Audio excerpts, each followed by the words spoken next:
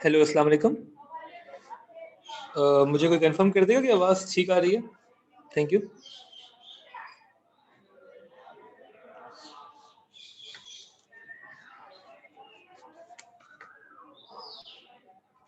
अस्सलाम वालेकुम। आवाज़ अगर ठीक आ रही है तो मुझे एक बार कंफर्मेशन मैसेज भेज दें। Thank you. ठीक है, बेस्ट है। Thank you. तो ओके, 2 मिनट देगा, हम शुरू कर रहे हैं। हमें नया चैप्टर शुरू करना है आज, व्हिच इज़ फोर्सेस। ठीक है, उसकी बेसिक्स पर हम रुकेंगे आज। ज़्यादा हम मतलब चैप्टर अच्छा है फिजिक्स वालों को तो होपफुली सब कुछ आता ही होगा, और नहीं भी आता तो सीख लें। मैथ्स वाला एलिमेंट मैं आपको ज़रा दिखाऊंगा इसमें, क्योंकि obviously the concepts are the same और कॉन्सेप्ट में चेंज नहीं हो जाएंगे, लेकिन क्वेश्चन आपके जो आएंगे वैसे डिफरेंट तरीके से आएंगे। नंबर क्रंचिंग थोड़ी ज़्यादा है, बाकी तो वही है। ठीक है, तो हम ज़रा देख लेते हैं।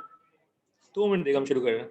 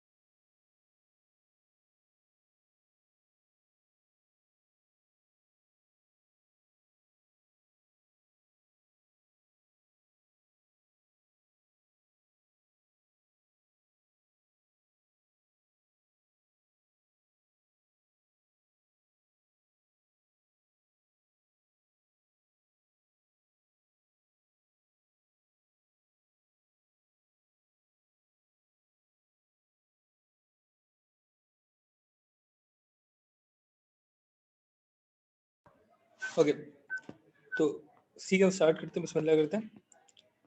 ओके, मैं इसमें कुछ क्वेश्चन भी भेज रहा हूँ आपको, आपके पास टॉपिकल पास से इंशाल्लाह जो है वो इसी वीक आ जाने चाहिए, फिर नेक्स्ट क्लास तक। okay, जब तक हम पिक्चर्स का सहारा लेंगे तो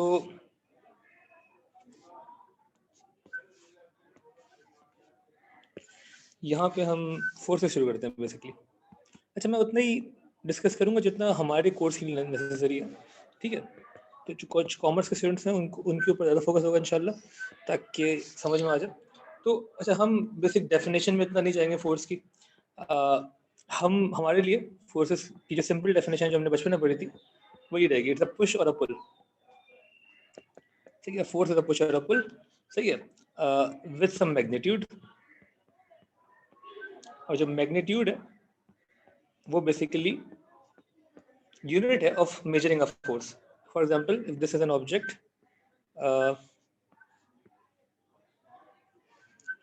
और इस ऑब्जेक्ट को मैं यहाँ से पुश कर रहा हूँ, तो मैं पुश किसी मैग्नीट्यूड से कर रहा हूँ, और उसका जो यूनिट है वो होता है न्यूटन्स। तो फॉर एग्जांपल मैं इसको पुश कर रहा हूँ 10 न्यूटन से।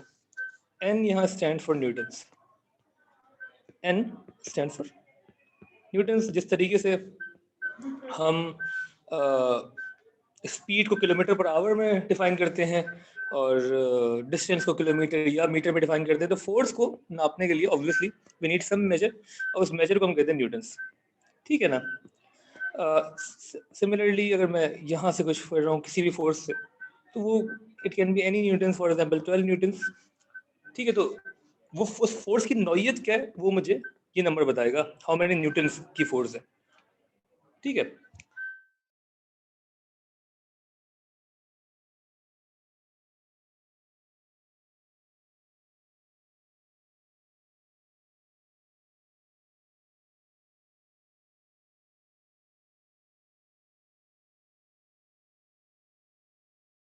रिकनेक्ट हुआ है, हेलो, एक बार रिकनेक्ट हुआ है तो मुझे बता देगा कि आवाज़ ठीक आ रही है।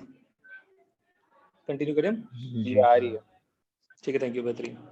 ओके देन, सही है। ये तो बेसिक हो गई, हमें इसका यूनिट पता होना चाहिए, और इस ऑब्जेक्ट को हम पुश या पुल करेंगे किसी साइड से, तो ऑब्वियसली सम मैग्नीट्यूड करेंगे, ठीक है। अच्छा, मूविंग ऑन, जो हम जिस चीज़ का ज़्यादा यूज़ करेंगे यहाँ पे वो है न्यूटन का। न्यूटन के बारे में जो मैंने सुना है, फिजिक्स वालों को ज़्यादा पता होगा जिन्होंने ज़्यादा फिजिक्स पढ़ी हुई है, वो कहते हैं अगर आप फिजिक्स से न्यूटन को हटा दें तो कुछ बचता नहीं है पीछे, मतलब बहुत कुछ न्यूटन पे रिलाय करता है। तो न्यूटन के कुछ लॉज हैं, न्यूटन के लॉज ऑफ मोशंस हैं, जो आपने आई थिंक ओ लेवल्स में भी पढ़े हुए होंगे। और लॉज ऑफ मोशन में इस वक्त एटलीस्ट इस पर्टिकुलर क्लास के लिए we are only concern with the second law of motion, ठीक है। कितने लॉज हैं एनीवन? टोटल कितने लॉज हैं? फर्स्ट, सेकंड, थर्ड, कितने?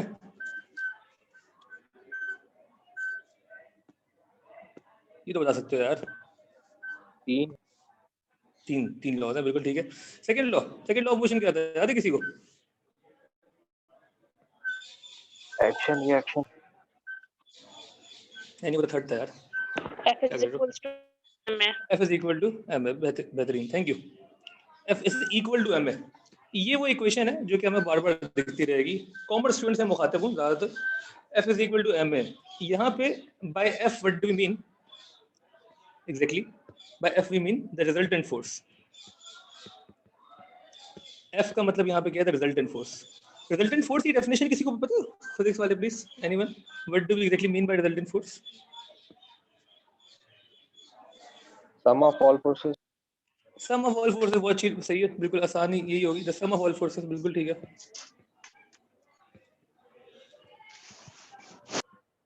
और अच्छा, एम और ए तो आपको पता ही है, हम काइनेमेटिक्स में भी देख चुके हैं।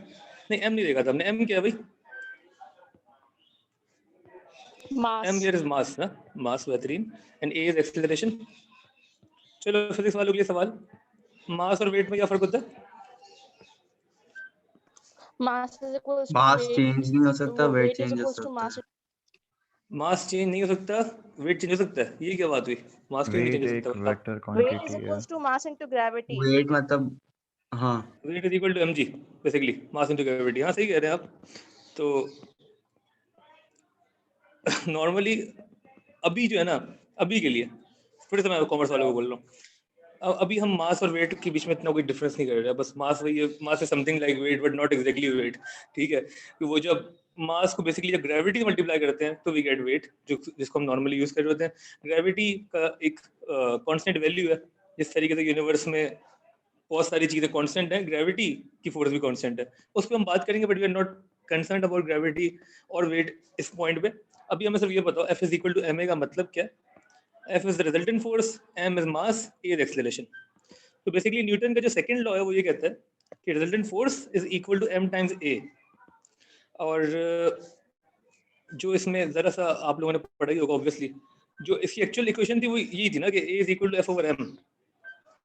मतलब ऑब्वियसली आप ये यूज करते हैं because this is easier to understand और easier to read out, f is equal to m है। लेकिन उसके पीछे लॉजिक ये है ना कि एक्सेलरेशन फाइंड करने के लिए आप ये काम कर रहे होते हैं कि आपको पता है कि f into one over m करते हैं, तो the more the force the more the acceleration, the more the mass the lesser the acceleration, है ना। एक्सेलरेशन किसी भी ऑब्जेक्ट की अगर हमें देखनी है तो हमें पता है it is f multiply by one over m।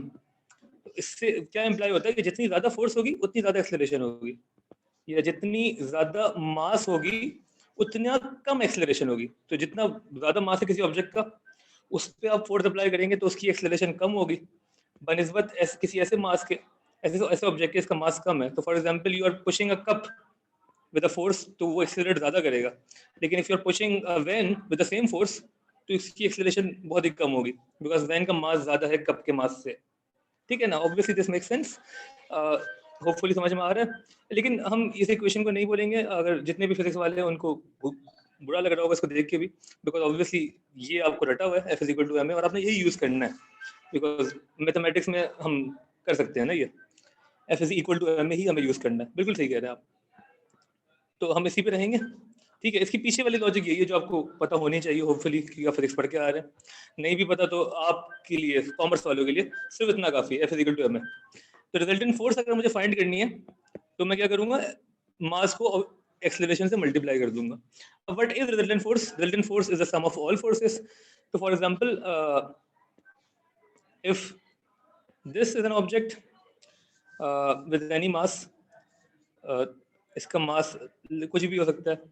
चल इसको मैं बोल देता हूँ कि दिस इज, इसका जो मास है, अच्छा मास का वो क्या होता है कंपोनेंट, यूनिट क्या होता है? मास का यूनिट क्या होता है? हाँ क्या बोला? ग्राम, ग्राम, ग्राम, केजी, केजी ग्राम कुछ भी भी हो हो सकता सकता है। हाँ केजी ग्राम कुछ भी हो सकता है, बिल्कुल ठीक है। और 8 केजी का एक ब्रिक है, कोई बात है, और उस पे for example we are pushing it with a force of 10 newtons. ठीक है, एक साइड से, और दूसरी साइड से we are all pushing it with a force of 2 newtons या 3 न्यूटन फॉर एग्जांपल। तो पहले तो मुझे बताएं कि इस वक्त रिजल्टेंट फोर्स कितनी है? 7 newtons. 7 newtons, because resultant force is the sum of all forces. ये 10 है, इसको माइनस क्यों करेंगे? बिकॉज ये ऑपोजिट डायरेक्शन में, बिकॉज हमारे यहाँ मैकेनिक्स में, फिजिक्स में the direction matters, direction matters ना। जिस तरह हम डिस्प्लेसमेंट में बोल रहे थे, आगे जा रहे हैं तो डिस्प्लेसमेंट बढ़ रही है, पीछे आ रहे डिस्प्लेसमेंट कम हो रही है, डायरेक्शन मैटर करती है। 3 न्यूटन की फोर्स दूसरी डायरेक्शन में तो वो नेगेटिव डायरेक्शन इफेक्ट देगी। तो ओवरऑल जो आप इसको पुश कर रहे हैं वो आप 10 माइनस 3 7 से कर रहे हैं, क्योंकि 10 से पुश कर रहे हैं, 3 से बेसिकली इसको रोक रहे हैं आप, क्योंकि दूसरी साइड से दे रहे हैं। तो आपकी रिजल्टेंट फोर्स ऑफ 7 न्यूटन्स। ठीक है, and applying the same formula which is F is equal to ma। अगर मैं आपसे पूछूं कि भाई by how much the object will accelerate, तो कैसे करेंगे? 7/8। हाँ बिल्कुल, the resultant force should be equal to m times a, m is 8, a is acceleration, तो 7/8 शुड बी योर एक्सेलरेशन। ठीक है ना, एक्सेलरेशन कितनी आ गई? 7/8 मीटर पर सेकंड स्क्वायर या यूनिट पर सेकंड स्क्वायर बेसिकली। ठीक है, स्पेसिफिकली कॉमर्स वालों से और वो सबसे जनरली कोई मसला यहाँ तक ओके? डूएबल है, ये सारी चीजें आपको आती हैं, कोई कंफ्यूजन है पूछ ले।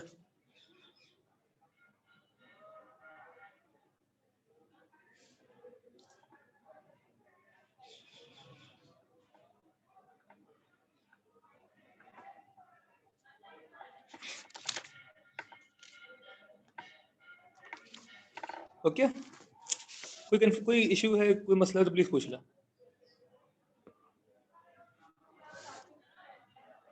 टोटल नेट फोर्स वेव सही है, force is directly proportional to, ठीक है 7, ओके ये जी ठीक है। अब सब बाकी लोग बेटा सो तो नहीं गए, मुझे पता है आसान है, लेकिन अभी मैं सवाल पूछता हूँ, थोड़ा सा आपका दिमाग चलेगा, टेंशन नहीं लें आप। जितने लोगों को लग रहा है आसान है वो मुझे कल मिले क्लास में, मैं उनसे पूछूंगा सवाल। अभी भी पूछता हूँ वैसे मैं जी। कोई मसला तो प्लीज पूछ लें, क्लियर तो ओके लिख के भेज दो। राफे, हसन, उमेर, वनीजा, तिमशा, ठीक है बेस्ट है, थैंक यू। अच्छा उसके बाद अगेन कॉमर्स वालों के लिए, बिकॉज और वो जवाब जो फिजिक्स वाले ही देंगे, सम टाइप्स ऑफ फोर्सेस।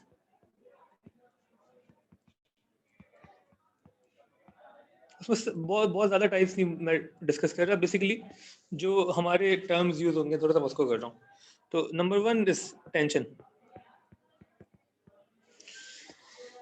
जी कोई भी समझा दे मुझे टेंशन क्या होती है, जो सब चीज़ें हैं फिजिक्स के, what do we exactly mean by tension, और क्या है इसमें डिफाइन कैसे करूँ, मुझे एक लाइनर दे दे, this is how we define tension. Anyone? I am sure कि आपको ये आपने 1000 बार सुना हुआ होगा, इससे ज़्यादा भी बार सुना होगा शायद, लेकिन होता क्या टेंशन?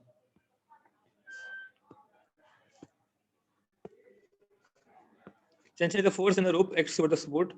पुलिंग फोर्स जरूरी नहीं है पुल करे हमेशा, या हमेशा ही करेगा, कह सकते हैं tension is the force in the rope acts, ठीक है इन अ रोप, ये आई थिंक बेहतर है। और कोई, how do we define tension? Faizan, Fatima, कुछ वक्त, टेंशन को कैसे डिफाइन करते हैं?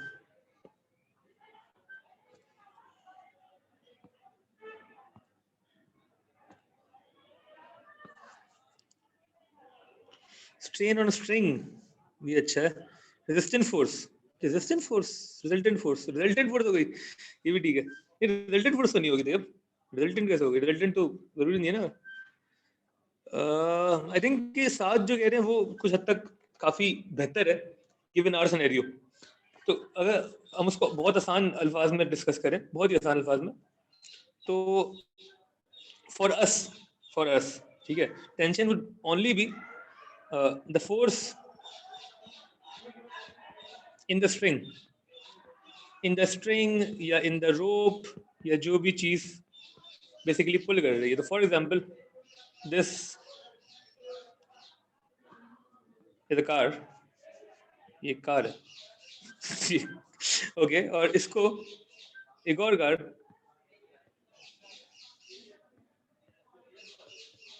ये कार 1 है, ये कार 2 है। तो car 2 is basically attached to car 1 with a rope और अ स्ट्रिंग, और कार 1 जो है वो खींच रही है कार 2 को। तो इस रोप के अंदर बेसिकली जो फोर्स होगी उसको हम टी, कैपिटल टी से डिनोट करेंगे, विच इज टेंशन।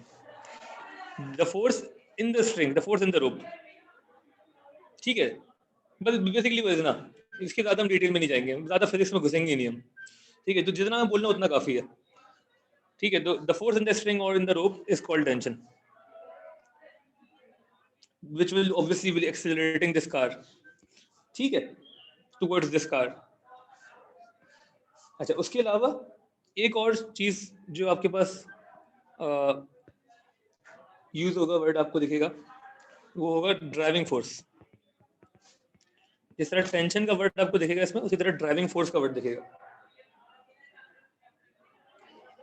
ठीक है। ड्राइविंग फोर्स क्या होती है, इसको कैसे डिफाइन करते हैं आप लोग?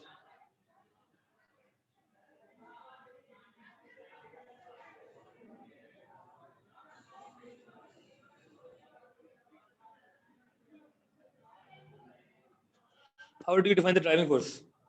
ग्रेविटी होगी ड्राइविंग फोर्स। नहीं, जरूरी नहीं है ग्रेविटी और ड्राइविंग फोर्स। अगर हम हॉरिजॉन्टल सरफेस पे और मतलब in swing backward force in swing rope, ठीक है, फोर्स, हाँ ठीक है, बैकवर्ड भी कह सकते हैं, ठीक है। ड्राइविंग फोर्स बेसिकली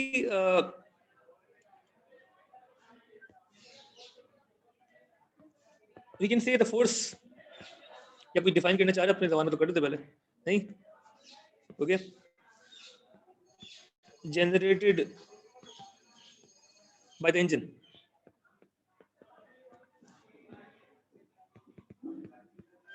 तो ये जो बेसिकली ड्राइव कर रहा है।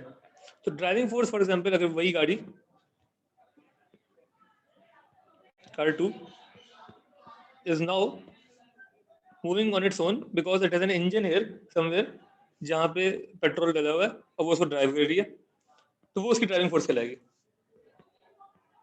ठीक है, हमारे लिए सिर्फ इतना था, हम उसकी डिटेल में नहीं जाएंगे, वो इंजन कैसे बना और इंजन के अंदर पेट्रोल कैसे आया और उसमें क्या क्या चीज़ें, डजंट मैटर। ठीक है, उसको हम सिर्फ डिफाइन करेंगे force generated by the engine. ठीक है, वो इंजन कुछ भी हो सकता है, जरूरी नहीं द इंजन। ठीक है, द सबसे इंपॉर्टेंट चीज वही है F इक्वल टू एम है स्टार्ट करने के लिए, कि आपको पता हो फोर्सेस कोई सी भी हो, उनका resultant should be equal to m times a। और फाइनली एक और टर्म जो आपको दिखेगी वो दिखेगी resistive force. Resistive force basically हम कह सकते हैं the force in the opposite direction. एक फोर्स हो सकता है ड्राइव कर रही हो और एक फोर्स रेजिस्ट कर रही हो। नॉर्मली जब एक गाड़ी अगर फॉर एग्जांपल एक इंजन की वजह से यहाँ जा रही है, इसकी रेजिस्टिव फोर्स क्या होगी? अगर इस गाड़ी की जो कि इस रोड पे चल रही है, इसकी रेजिस्टिव फोर्स क्या होगी? टायर से जो क्या? लग रही होगी। Air resistance. Air resistance generally ना, एयर रेजिस्टेंस।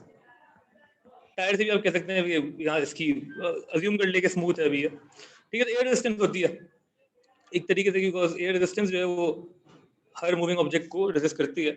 अच्छा, good news, air resistance is not part of M1 syllabus. M1 syllabus में मतलब obviously you should know this, कि आपको पता हो it's a concept, but questions में नहीं दिखेगा आपको कहीं पे भी। तो we will always assume there is no air resistance unless the question specifies which it doesn't. Air resistance नहीं आती हमारे सवालात में। ठीक है, तो हमारे लिए रेजिस्टिव फोर्स जनरली ये होगी कि अगर ये एक तरीके से यहाँ मूव कर रहा है, तो हो सकता है यहाँ पे कोई स्ट्रिंग लगी हुई हो किसी और गाड़ी से जो इसको पीछे खींच रही है, तो tension can act as the resistive force here. ठीक है, एयर रेजिस्टेंस नहीं होगी। Okay then. अच्छा,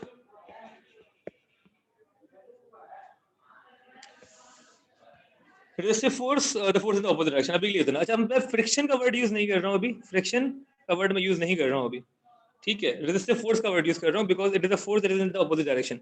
हमें नहीं पता फ्रिक्शन क्या होती है अभी तक, ठीक है, और उसको किस तरीके से अप्लाई करेंगे मैकेनिक्स में। फिजिक्स में आप करते होंगे बहुत तरीके से, तो खैर उस पर हम पहुंचेंगे आज नहीं, किसी और क्लास में। अभी के लिए हमें इतना पता होना चाहिए, एंड उसके बाद हम डायरेक्ट क्वेश्चन स्टार्ट कर सकते हैं। मैं एक क्वेश्चन की पिक्चर भेज रहा हूँ आपको, डायरेक्ट हम क्वेश्चन करेंगे ताकि हमें थोड़ा सा अंदाजा होता रहे कि हम क्या बात कर रहे हैं। ठीक है, 2 मिनट देगा मुझे।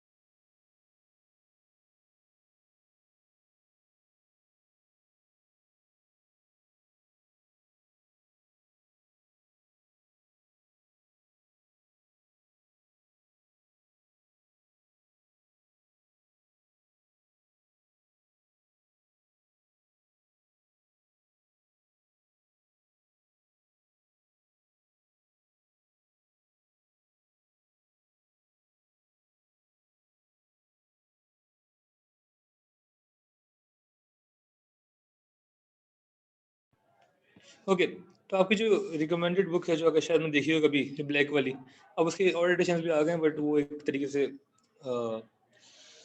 कैम्ब्रिज की जो एक अरसा रही है ये बुक, आई थिंक 10-15 साल तक ए लेवल मैथ्स के लिए, जो ब्लैक सीरीज आपने देखी होगी, अब नई सीरीज आई है 2 साल पहले, तो उसमें से खैर मैंने ये सवाल निकाले हैं, आपको एक्सरसाइज भेजी है जो स्टार्टिंग पॉइंट है। 2A मैंने हटा दी, 2A is very easy, 2B पे आ गए हम directly.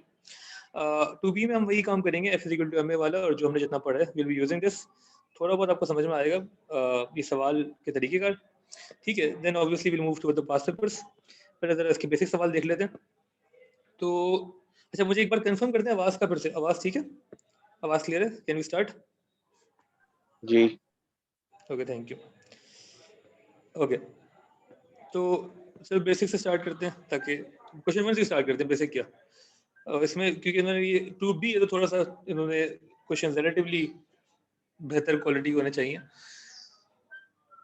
Ji. 3 men are trying to move a skip, ठीक है। 2 of the men are pushing horizontally with forces of magnitude 120 newtons and 150 newtons, and one man is pulling with a horizontal force of magnitude x newtons, ठीक है। 3 लोग हैं और वो push कर रहे हैं, एक जो है 120 न्यूटन की फोर्स से कर रहा है, एक 150 न्यूटन की और एक x न्यूटन की फोर्स से। The frictional force resisting the motion, resisting जो कर रही है वो 385 न्यूटन है, ठीक है। Given that the skip does not move, find the value of x। तो जरा इसको वो कर लेता हूँ, होपफुली आपको समझ में आ रहा है क्या हो रहा है। क्वेश्चन नंबर 1 2B कर रहे हैं हम, ठीक है। तो जो ऑब्जेक्ट है उसको हम पुश कर रहे हैं, बेसिकली 3 फोर्सेस लगा रहे हैं इस पर, और एक रेजिस्टिव फोर्स है। जो पुशिंग फोर्स है 120, 150 और x,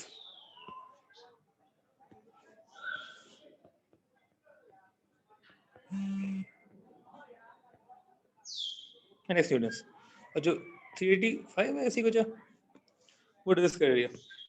सर एक्स पुलिंग पर है ना? नहीं, पुलिंग पे थोड़ी है, दोबारा पढ़े। पुलिंग पर है। अच्छा, पुलिंग विद ऑर्डिनल फोर्स, सही है।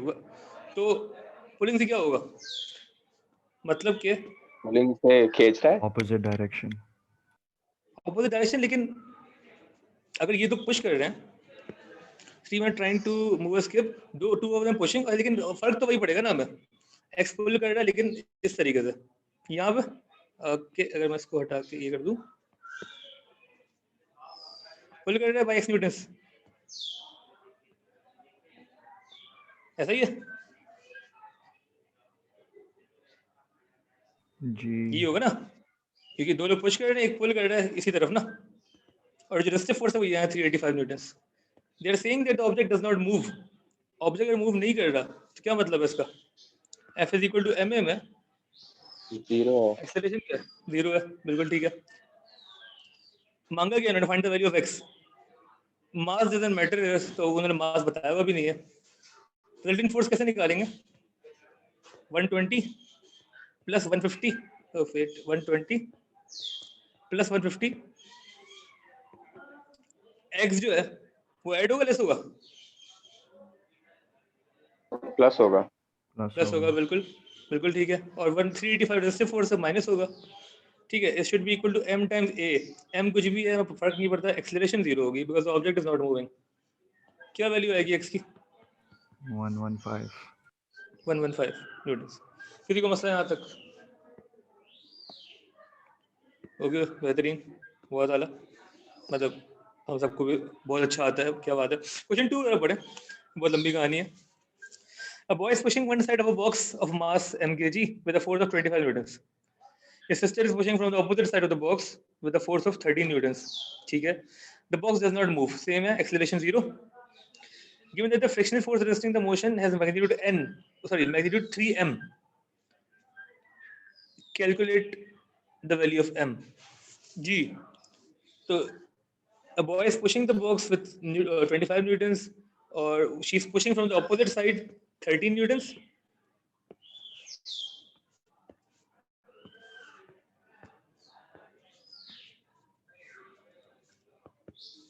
इस साइड से ये पुश कर रहा है, ये ऑपोजिट साइड से, और एक रेजिस्टिव फोर्स भी है, ऐसा ही है। 25 13 और रेजिस्टिव फोर्स इन्होंने बोला 3m है।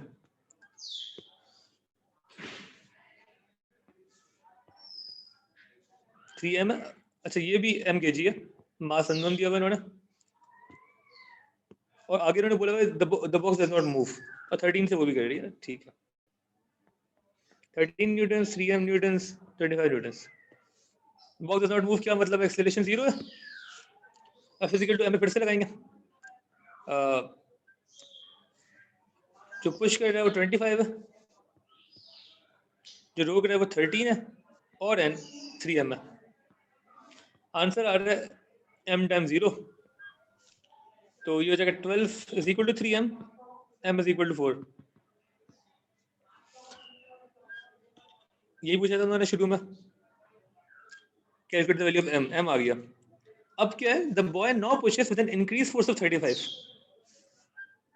अच्छा यहाँ तक होपफुली सब फॉलो कर रहे हैं, और मुझे उम्मीद है कि बड़ा आसान चल रहा है। नहीं, m की वैल्यू सबको समझ में आ गई है, ओके। कोई मसला पूछ लें।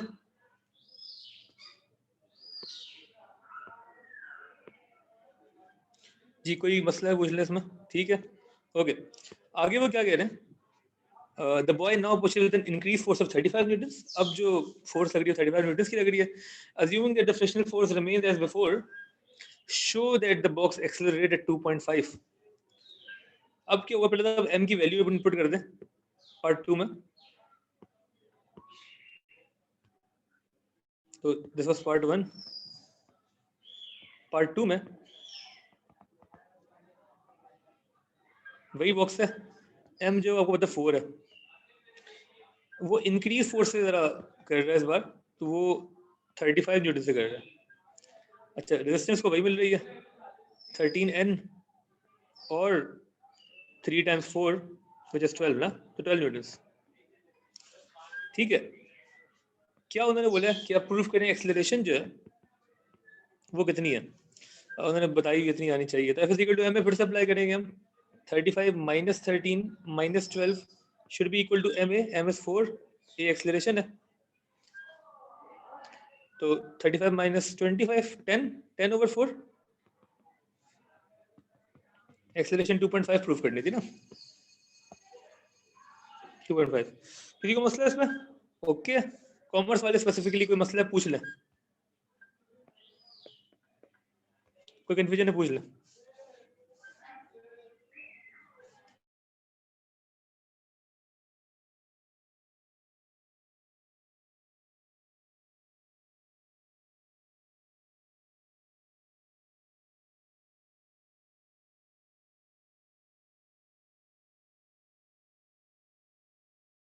चैलेंजिंग सवाल, मुश्किल है, ठीक है, क्या बात है। कल मिलेगा आप लोग मुझे क्लास में, मैं आपसे पूछता हूँ कुछ मुश्किल। खैर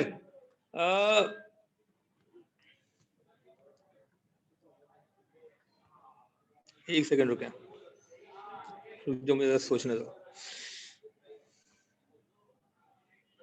क्या करें आप लोगों के साथ। क्वेश्चन 6 देखें जरा, एक चीज इसमें समझ में आएगी, इसके बाद तो मुश्किल पे चलते हैं। क्वेश्चन नंबर 6 देखें। Boy is pushing horizontally a box of old newspapers, mass 8 kg, along a straight path against a frictional force of 16. Force which the boy is pushing when it is moving with constant speed. Constant speed में क्या zero होता है? Acceleration. Acceleration zero होता है। करें इसको जरा solve, answer बताएं, आसान हो रही है। सॉल्व करें, मुझे एक आंसर बताएं, ए और बी दोनों का आंसर बताएं। Question number 6।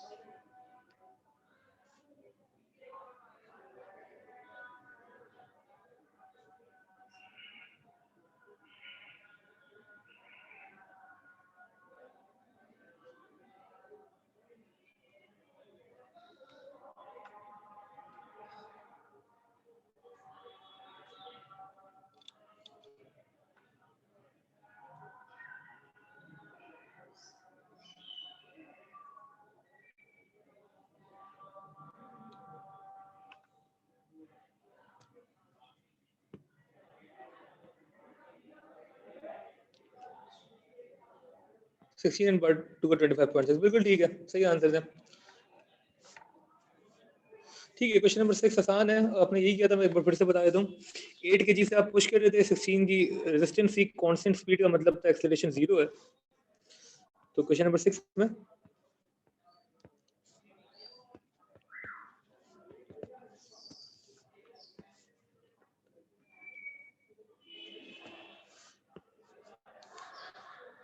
एट से आप पुश कर रहे थे, नहीं पुशिंग फोर्स नहीं बताई हुई थी ना, 8 वाज द मास मेरे ख्याल से, 8 kg का मास था, सॉरी, और फ्रिक्शनल फोर्स जो थी वो 16 थी।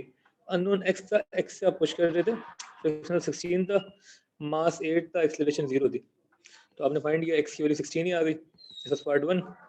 पार्ट 2 में उन्होंने बोला था कि एक्सेलरेशन गिवन है 1.2, तो x minus 16 is equal to 8 times 1.2। तो उस वक्त जो x की वैल्यू आपने बताई है, और होपफुली अब तक आपको लग रहा है बहुत आसान है। 6.4, ये 25.6 आंसर है इसका। x की वैल्यू क्या है यहाँ पे?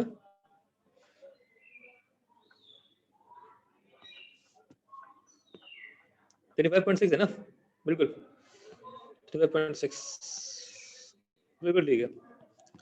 ओके, अच्छा अब जरा मैं एक सवाल थोड़ा सा रिलेटिवली मुश्किल तो नहीं, बट चले हाँ मुश्किल डिफरेंट पूछ लेता हूँ आपसे, अगर आप लोग बिल्कुल फॉलो कर रहे हैं और कॉमर्स वाले भी कुछ पूछ नहीं रहे तो मैं अज्यूम कर रहा हूँ कि उनको आ रहा है। तो क्वेश्चन नंबर 11 ये तरह देखें, ये आपको जरा डिफरेंट लगेगा। Question number 11, particle of mass 2.5 kg pulled along horizontal surface string parallel to the surface, acceleration 2.7, सही है, यहाँ तक तो कोई मसला नहीं है। Given that the frictional force resisting the motion has magnitude 4 newtons, calculate tension this time। जी,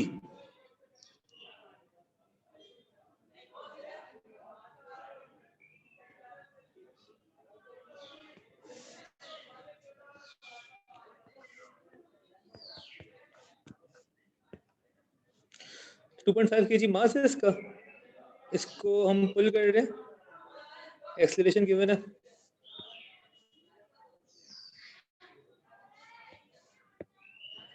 ये पुल कर रहे हैं, 2.5 kg मास है, पुल हम किसी चीज से कर रहे हैं, और वो string parallel to the surface, the acceleration of 2.7, given that the frictional force resisting motion has magnitude 4 newtons, तो इसको रेजिस्टेंस भी मिल रही है 4 न्यूटन की, 4 न्यूटन से इसको रोका जा रहा है, और पुल कर रहे हैं इसको हम टेंशन से, ठीक है, यहाँ पे कोई चीज़ इसको खींच रही है। तो बेसिकली और वो आपसे कह रहे हैं कि calculate the tension in the string, तो resultant force should be equal to m times a, F is equal to ma, ये वाला तो होपफुली आपको समझ में आ रहा है। टेंशन में जब हम माइनस करेंगे 4, तो 2.5 टाइम्स ए आंसर चाहिए आइए, और ए इन्होंने गिवन है, एक्सेलरेशन कितनी थी, दैट वाज 2.7, ठीक है। तो टी की वैल्यू बताएं कितनी आ रही है, जरा टेंशन कितनी आ रही है, ऐसे ही है,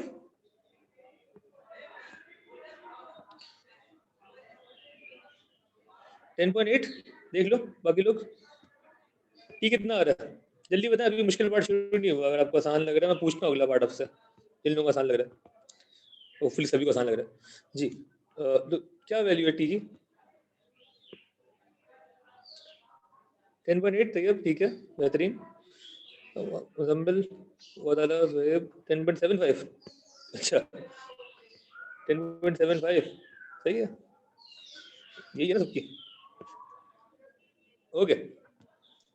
अच्छा फाइनली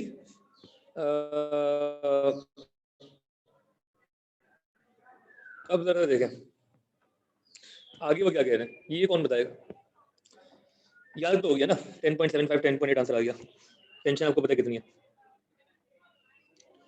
एट दैट इंस्टेंट, यहाँ से पढ़ रहा हूँ, at that instant the particle is moving, at the instant the particle is moving with the speed of 3 metre per second, जब 3 मीटर पर सेकंड से वो मूव कर रहा था, द स्प्रिंग ब्रेक्स, रस्सी टूट गई। Calculate how much further the particle moves before coming to rest. Obviously अगर ये रस्सी टूट गई जिससे इसको खींच रहे थे तो पार्टिकल रुकना शुरू हो जाएगा और रुकते रुकते रुक जाएगा, इवेंचुअली एट रेस्ट आ जाएगा. जब वो रुकना शुरू हुआ, जब रस्सी टूटी, तब उसकी जो स्पीड थी वो उन्होंने दी 3 मीटर पर सेकंड. ठीक है, और उन्होंने पूछा क्या, how much further the particle will move. Kinematics आ गई है बेटा थोड़ी सी, और फोर्स में काइनेमेटिक मिक्स है सवाल. क्या करेंगे एनीवन? ऑडियो में बता दे तो बेहतर है, वैसे अगर आपको समझ में आ रहा है. इनको आसान लग रहा था, कहाँ गए जी? कौन बताएगा? इक्वेशन ऑफ मोशन लगेगी. इक्वेशन ऑफ मोशन लगेगी. इक्वेशन ऑफ मोशन क्या होती है?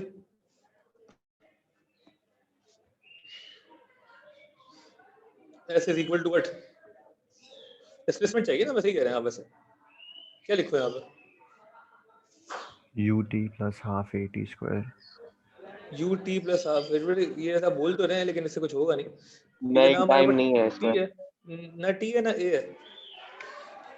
A है सर, 2.7 है ना. नहीं बेटा, ये था, ये है नहीं. ये तब था जब वो मूव कर रहा था. हाँ, ये मूव कर रहा था जब स्ट्रिंग अटैच थी. जब स्ट्रिंग टूट गई, ये नहीं है. ये चेंज हो गया आपका.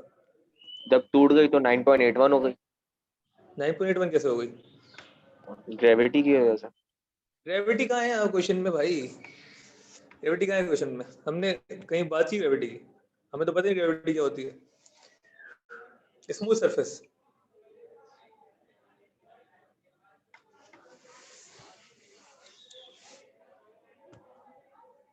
सर v तो है ना, फाइनल वेलोसिटी 0 हो जाएगी.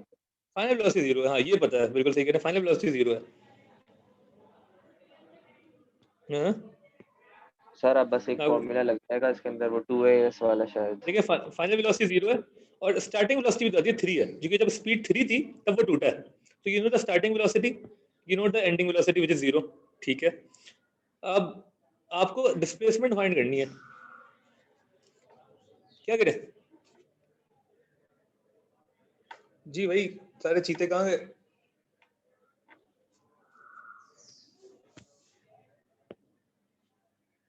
v square minus u square is 2as. बिल्कुल सही है दान, यही यूज करेंगे, बेहतरीन. v square minus u square is equal to 2as. ठीक है, यहाँ तक तो ठीक है. We have v, we have u, we need to find s. a कहाँ से आएगा? v है हमारे पास, u भी है, s हमें फाइंड करना है. लेकिन वी नीड a ना. एक्सेलरेशन कितनी है? ये जो 2.7 थी, ये नहीं है एक्सेलरेशन अब, बिकॉज स्ट्रिंग टूट गई. This was motion when the string was attached. Now there is no more any string. अब क्या करें? अब कैसे आएगी एक्सेलरेशन?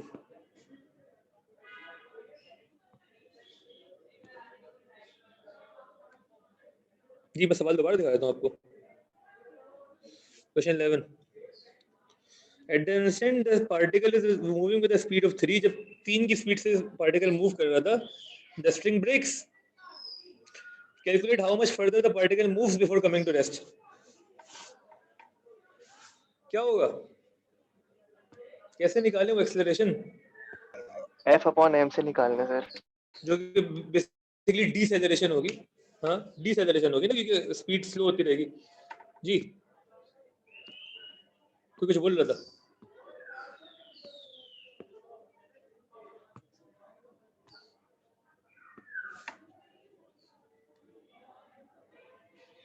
तैयब, मुझे पता, तैयब आंसर दे चुके हैं, पहले भी क्यों दिया था, बिल्कुल ठीक दिया. तैयब सही कह रहे हैं.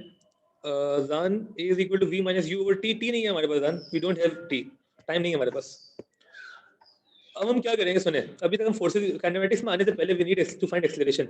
एक्सेलरेशन हमें फोर्सेस से ही मिलेगी with the same formula which is f is equal to ma.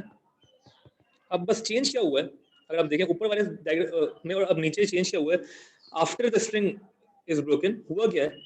There is no driving force now. Driving force tension थी ना, टेंशन ड्राइव कर रही थी. तो हमने पहले t-4 लिखा था. अब there is no driving force, तो we will only write -4. Tension तो 0 है ना, 0 - 4. ड्राइविंग फोर्स 0 है, रेजिस्टिव फोर्स तो वही की वही है, फोर्स से रेजिस्टेंस मिल रही है. m भी वही का वही है, 2.5. एक्सेलरेशन अननोन है, तो to find acceleration we will do -4/2.5 which will be equal to, कितना होता है -4/2.5? 8/5. 1.6. 1.6 हाँ जो आपने लिखा है बिल्कुल ठीक है 1.6 बस नेगेटिव नहीं लिखा आपने नेगेटिव का ख्याल रखें बिकॉज डिसेलरेशन होगी obviously because the object will slow down ना जैसे स्ट्रिंग टूटेगी स्लो होना शुरू हो जाएगा और डिसेलरेशन हमें नेगेटिव से शो करते हैं ना और नेगेटिव क्यों आ रहा है बिकॉज यहाँ -4 था यहाँ 0 क्यों लिखा है मैंने ड्राइविंग फोर्स 0 हो गई है ठीक हो गया एक्सेलरेशन नेगेटिव 1.6 हो गई है तो this is after the string is broken down ठीक है बेटा और v² - u², v कितना है v is 0 का स्क्वायर माइनस u का स्क्वायर विच इज 3 का square 2as a is -1.6 s is unknown जो पूछा था उन्होंने तो अब s की वैल्यू निकाल लेंगे क्या कितना आ रहा है इसको बता दे